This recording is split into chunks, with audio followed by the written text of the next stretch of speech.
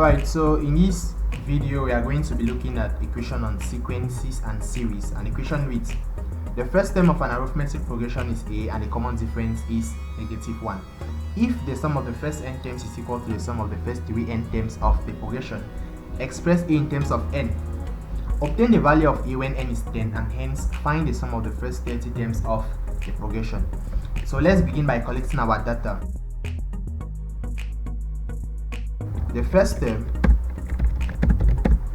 of the progression as it has been given.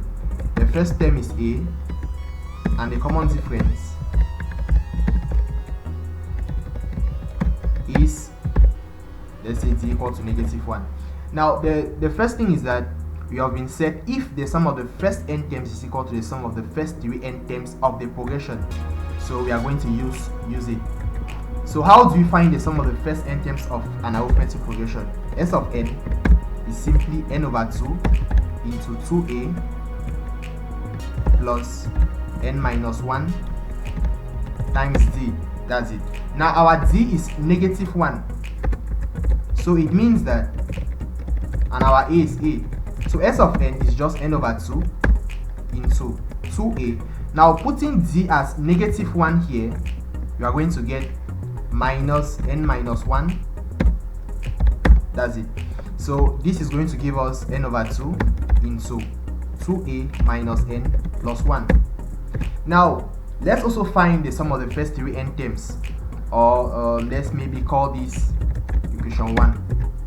Now the sum of the first 3 n terms is s of 3n is going to be, now since this is the sum of the first n terms, you see it is in function of n, as you can see. So the sum of the first 3 n terms is going to be in function of 3n, so it's going to be 3n over 2 into 2a plus, in the place of n, I'm going to replace it with 3n minus 1 times d. But d is equal to -1. It means that the sum of the first 3 n terms is just 3n over 2 into 2a, now minus into 3n minus 1. So doing it, you get 3n over 2 into 2a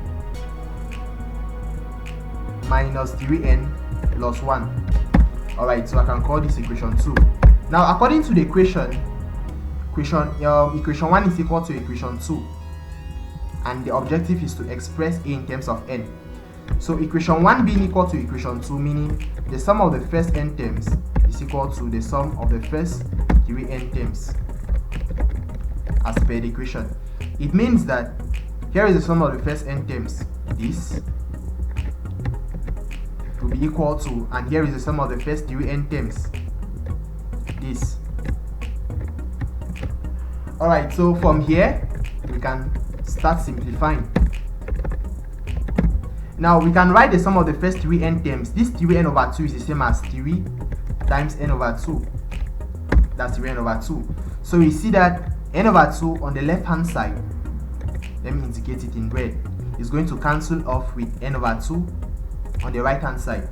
Now the left hand side, you're just going to be left with 2a minus n plus 1, and the right hand side you'll be left with 3 into 2a minus 3n plus 1. Alright, so from there you can simplify, bring like terms together. The left hand side still remains 2a minus n plus 1. With the right hand side, you can multiply all through with 3, you get 6a minus 9n plus 3. Now since you want to express a in terms of n, as the equation says you should express a in terms of n. So expressing a in terms of n, so first we can take everything on a, everything concerning a on one side, so maybe we send it to the right, and the left hand side, on the left hand side, or we can bring 6a to the left hand side, you're going to get 2a minus 6a, so 2a minus 6a. On the right hand side you get -9n plus 3, then plus n minus 1, bringing everything. Remember, when he's crossing the equality sign, the sign changes. So 6a, 2a minus 6a is -4a, and then -9n, you add like terms together, negative 9n plus n gives us negative 8n. So you have negative 8n. Now 3 minus 1 gives us 2 plus 2. Now we need to divide all through by negative 4. So dividing all through by negative 4, we get 2 minus 8n, and we can simplify to get negative half plus 2n. So it means that our a in terms of n, so the objective has been attained. A is equal to negative half plus 2n. That's the value of a in terms of n. Alright, now let's move on to the next part of the equation. We have to obtain the value of a when n is equal to 10. So obtaining the value of a when n is equal to 10, that's what we need to do. So when n is equal to 10, since we have found a, so when n is equal to 10,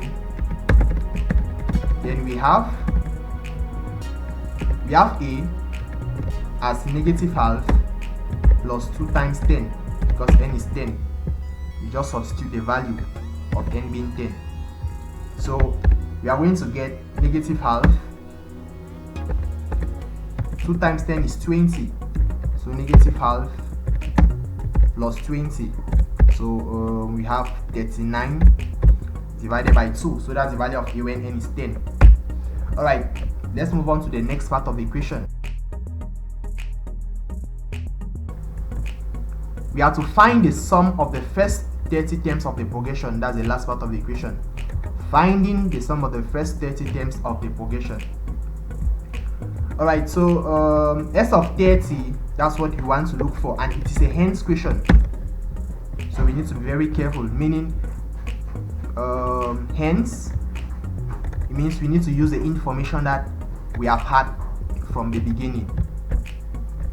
So we want to find S of 30, but according to the equation, since S of 3n is equal to S of n, then for n equal to 10,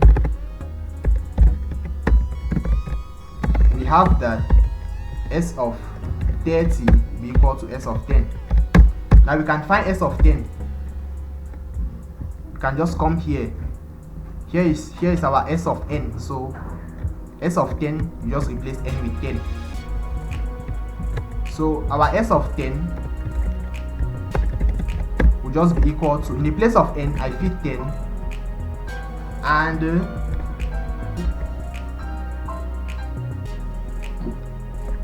I fit 10 here as well. Now when n is equal to 10, the value of a we got, a was 39 divided by 2.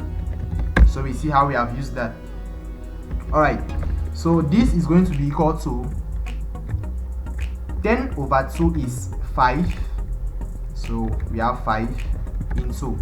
Now this is going to give us 39, because the 2 is going to cancel with that in the denominator. And negative 10 plus 1 is negative 9. So 39 minus 9. So 39 minus 9 is 30. So we get 5 times 30, which is 150. Hence, the sum of the first 30 terms, since it's the same as the sum of the first 10 terms, is equal to 150. So that was that about the equation. Thanks for watching.